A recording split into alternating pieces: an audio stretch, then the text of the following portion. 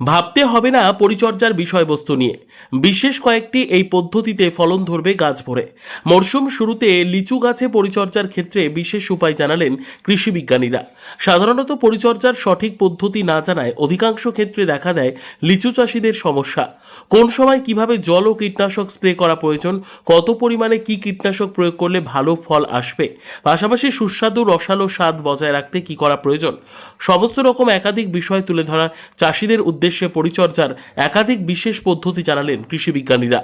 মালদহ জেলা কৃষি বিজ্ঞান কেন্দ্রের প্রধান দুষ্যন্ত কুমার রাঘব জানান, অন্যান্য রাজ্যের তুলনায় মরশুমের 15 দিন আগেই মুকুল আসে মালদহ জেলায়।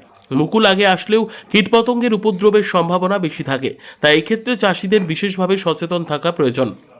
मालदा में जो है जो बम्बईया लीची है वो काफ़ी बहुतायत मात्रा में होती है, जिसका कलर भी बहुत अट्रैक्टिव है और साधारणतः ये 15 दिन पहले आ जाती है बिहार की अपेक्षा, तो इसका रेट भी ज़्यादा मिलता है।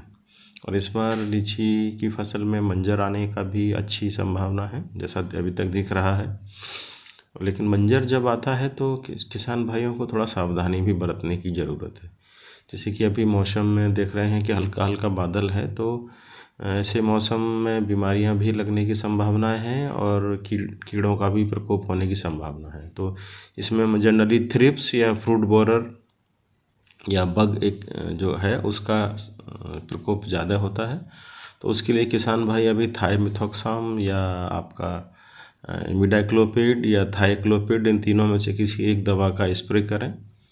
उसके बाद में दूसरा स्प्रे लैम्ब्डा साइक्लोथ्रिन का करें।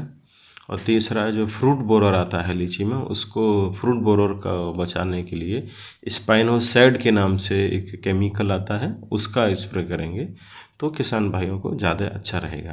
তিনি আরও জানান, এক্ষেত্রে চাষিদের নিয়মিত কৌশল মেনে পরিচর্যা করা প্রয়োজন। সর্বোচ্চ মোট 3টি ধাপে জল স্প্রে করা যেতে পারে। প্রথম স্প্রের ক্ষেত্রে থিয়াক্লোপ্রিড 21.7%, এসসি বা ইমিডোক্লোপ্রিড 17.8%, এসএল থায়ামেথস্কাম 0.5 থেকে 0.7 ml প্রতি লিটার জলে প্রয়োগ করতে হবে। দ্বিতীয় স্প্রের ক্ষেত্রে ল্যাম্বডা সাইহালোথ্রিন 1 ml প্রতি লিটার জলে প্রয়োগ এবং তৃতীয়বারের ক্ষেত্রে স্পিনোস্যাড 45% এসসি 0.4 ml প্রতি লিটার জলে দিয়ে স্প্রে করতে হবে। পাশাপাশি ফল আসার পর ফলকে গাছের টেকসই রাখতে বোরন 1 গ্রাম প্রতি লিটার জলে দিয়ে স্প্রে করতে পারেন। এই পদ্ধতিতে ব্যাপক ফলনের পাশাপাশি রসালো এবং সুস্বাদু হবে। और लीची झड़ने की जो समस्या है उसके लिए मैं उनसे ये अनुरोध करूँगा कि उसमें नमी रखें लीची के पौधे में, ताकि जो गर्म हवाएं चलती हैं उससे लीची न फटे और लीची न गिरे। नंबर 1। नंबर 2, जो सूक्ष्म पोषक तत्व है जैसे कि बोरोन है, बोरोन की कमी से भी लीची फट जाती है, गिर जाती है। तो उसका भी अगर किसान भाई स्प्रे करेंगे तो उसमें काफ़ी अच्छा रहेगा। জেলার প্রায় 3000 হেক্টরের অধিক এলাকা জুড়ে চাষ হয় লিচু, যার মধ্যে অন্যতম কালিয়াচক ও রতুয়া ব্লক এলাকা। জেলার অর্থনৈতিক অবস্থার উন্নতির ক্ষেত্রে অন্যতম ভূমিকা দেখা দেয় লিচু চাষের। মালদহ জেলায় বিশেষত দেখা দেয় বোম্বাই লিচু প্রজাতির চাষের প্রবণতা, যা খেতে মূলত রসালো ও সুস্বাদু, পাশাপাশি বিখ্যাত রাজ্য ও দেশ বিদেশে।